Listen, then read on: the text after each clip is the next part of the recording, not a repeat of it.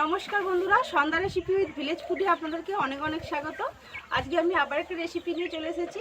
আজকে আমি একেবারে গ্রাম্য পদ্ধতিতে আগে করার দিনে মা ঠাকুমাদের মতন করে দুধলাউ বানিয়ে আপনাদের সাথে শেয়ার করব। একবারে শর্টকাটে আজকে দুধলাউটা বানাবো। তো বন্ধুরা, আপনাদের কাছে অনুরোধ রইল ভিডিওটা প্রথম থেকে শেষ পর্যন্ত দেখার জন্য। আশা করছি আপনাদের খুব ভালো লাগবে।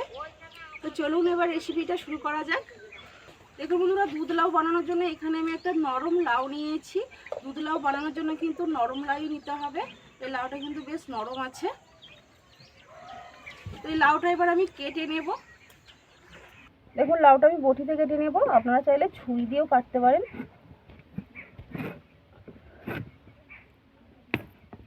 এই দেখুন বন্ধুরা, লাউটা কত সুন্দর নরম, দেখুন সবে বীজ বসেছে, একেবারে নরম।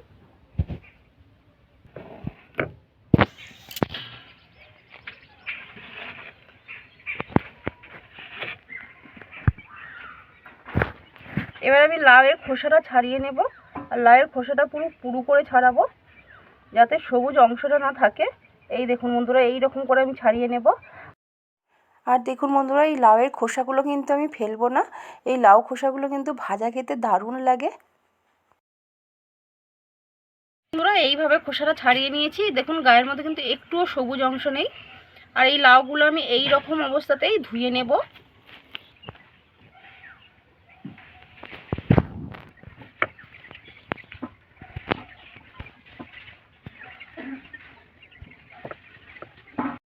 এইবার লাউয়ের টুকরোটা ভালো করে জলে ধুয়ে নিয়ে সরু সরু করে কেটে নিতে হবে। চেষ্টা করব যতটা সরু করে কাটতে পারি।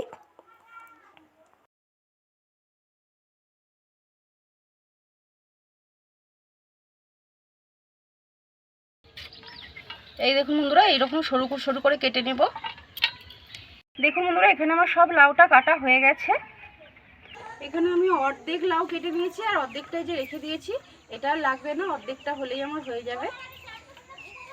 এবার আমি উনুনটা জ্বালিয়ে নেব। দেখুন বন্ধুরা, উনুনটা জ্বালিয়ে কোনাটা বসিয়ে দিয়েছি। এবার আমি এখানে কুচনো লাউটা এই কোনার মধ্যে দিয়ে দেব।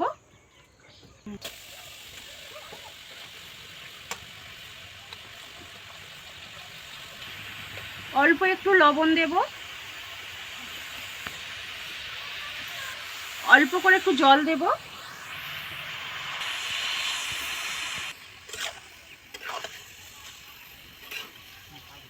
এবার আমি ঢাকনাটা ঢেকে লাউটা সেদ্ধ করে নেব। আর অল্প করে একদম জল দিয়েছি, লাউটা খুব নরম বলে। আর এমনি নরম লাউ হলে কিন্তু লাউ থেকেই অনেকটা জল বেরোয়।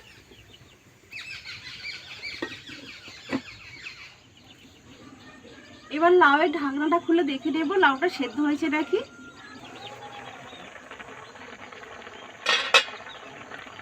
দেখুন বন্ধুরা, একেবারে অল্প জল দিয়েছিলাম, দেখুন নরম লাউ বলে দেখুন লাউ থেকে কতটা জল বেরিয়েছে। একটা লাউ টিপে দেখে নেব, একেবারে সেদ্ধ হয়ে গেছে। নরম লাউ তো, সেই জন্য বেশিক্ষণও সময় লাগলো না লাউটা সেদ্ধ হতে। দেখুন বন্ধুরা, ওই যে লাউ থেকে যে জলটা বেরিয়েছে, ওই জলটা কিন্তু আমি ছেঁকে ফেলবো না। ওই জলের মধ্যে কিন্তু আমি দুধ দিয়ে দেবো। আর এখানে দেখুন আমি গরুর দুধ 1 লিটার নিয়েছি, এই দুধটা আমি দিয়ে দেবো।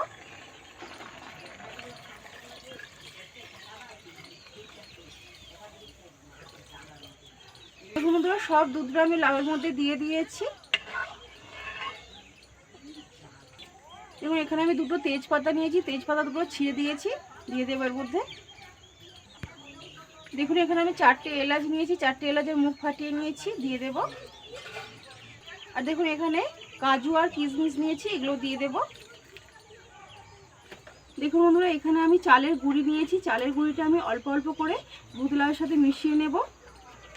আগে করার দিনে কিন্তু মা ঠাকুমারা এই চালের গুঁড়ি কিন্তু দুধ লাউয়ের সাথে দিলে দুধ লাউটা কিন্তু অনেকটা ঘন হবে, আর খেতেও কিন্তু খুব ভালো লাগে। আপনারা চাইলে কিন্তু এই চাল গুঁড়ির পরিবর্তে কিন্তু চাল বাটাও দিতে পারেন বা সুজিও দিতে পারেন। এবার আমি চালের গুঁড়িটা অল্প অল্প করে দিয়ে এই দুধ লাউয়ের সাথে মিশিয়ে নেব। একসাথে দেব না, একসাথে দিলে কিন্তু চালের গুঁড়িটা ডালা পাকিয়ে যাবে। আর দেখুন বন্ধুরা, চালের গুঁড়িটা দিলে কিন্তু একটা সুবিধা, যে দুধটা একটু জাল দিলে খুব সুন্দর ঘন হয়ে যাবে। আর না হলে কিন্তু অনেকক্ষণ জাল দিয়ে দুধটা ঘন করতে হবে। দেখুন বন্ধুরা, চালের গুঁড়িটা দিয়ে খুব ভালো করে মিশিয়ে নিয়েছি। এবার আমি একটু ফুটিয়ে নিলেই কিন্তু দুধটা খুব সুন্দর ঘন হয়ে যাবে। দেখুন বন্ধুরা, দুধটা ফুটে গেছে। আর দুধটা ফুটে গেলে কিন্তু খুন্তি দিয়ে সমানে এইভাবে নাড়াচাড়া করে যেতে হবে, না হলে চালের গুঁড়িটা কড়ার তলায় বসে যাবে। এবার আমি এর মধ্যে চিনি দিয়ে দেব। চিনি দেওয়ার পরে খুন্তি দিয়ে নাড়াচাড়া করে চিনিটা গলিয়ে নেব। দেখুন বন্ধুরা, নাড়াচাড়া করে আমি চিনিটা গলিয়ে নিয়েছি। আর একটু আমি ফুটিয়ে নেব, ফুটিয়ে নিলে একেবারে দুধটা ঘন হয়ে যাবে। আর দেখুন বন্ধুরা, নাড়াচাড়া করে অনেকটাই ঘন করে নিয়েছি। আর আমি ঘন করব না, এবার আমি ঢেলে নেব, কারণ এর মধ্যে চালের গুঁড়ি দেওয়া আছে। এটা ঠান্ডা হলে এমনিতেই কিন্তু আরও ঘন হয়ে যাবে। এবার আমি দুধ লাউটাই গামলির মধ্যে ঢেলে নেব।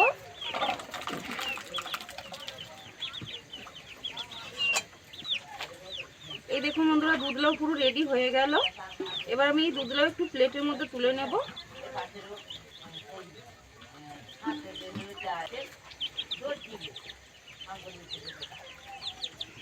দেখুন বন্ধুরা, প্লেটের মধ্যে আমি দুধ লাউ একটু তুলে নিয়েছি। এবার খেয়ে আপনাদেরকে বলছি দুধ লাউটা কেমন স্বাদ হয়েছে।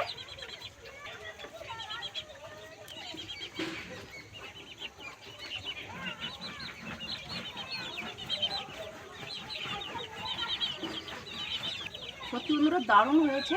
তো বন্ধুরা, আপনারা তো দেখলেন একেবারে শর্টকাট পদ্ধতিতে একদম কম সময়ের মধ্যে আমি দুধ লাউটাও বানালাম।